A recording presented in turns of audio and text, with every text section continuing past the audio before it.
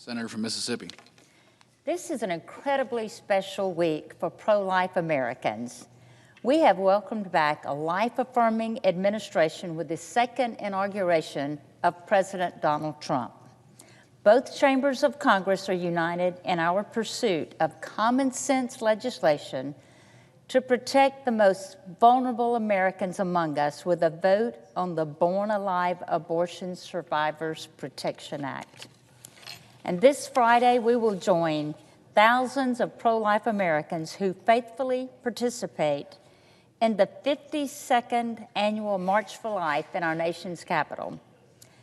The National March for Life always reminds us of why we continue to fight for stronger protections of our unborn children and for their mothers.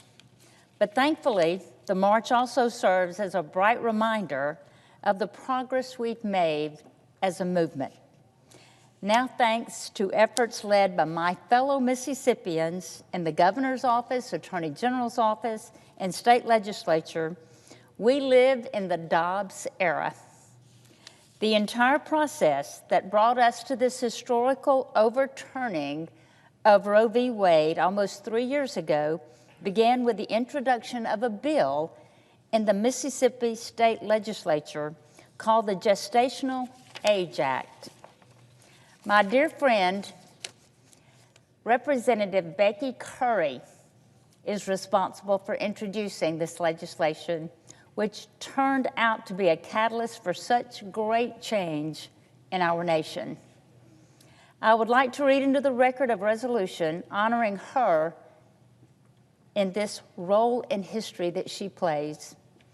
Today, I am introducing a Senate resolution honoring the Mississippi Gestational Age Act. Whereas on January 15, 2018, Mississippi State Representative Becky Curry of Brookhaven, Mississippi, introduced the Gestational Age Act to protect unborn children from elective abortions after 15 weeks gestation. Whereas on March the 19th, 2018, the Gestational Age Act was passed by the Mississippi State Legislature, approved by Mississippi Governor Phil Bryant, and enacted into law. Whereas in May 2021, the United States Supreme Court agreed to review Dobbs versus Jackson's Women's Health, a challenge to the constitutionality of the Gestational Age Act, where the question before the court was whether all pre-viability prohibitions on elective abortions are unconstitutional. And whereas on June the 24th, 2022, the United States Supreme Court issued a historical decision in Dobbs versus Jackson's Women's Health, holding that the Constitution does not confer a right to abortion. Roe and Causey must be overruled, and the authority to regulate abortion must be returned to the people and their elected representatives.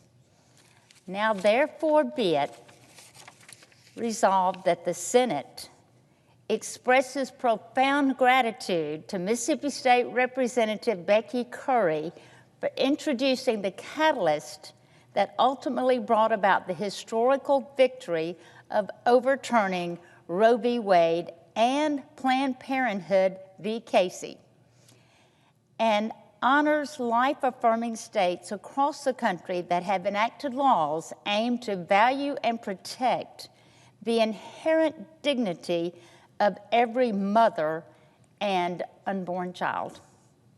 Thank you, Mr. President, and I yield the floor.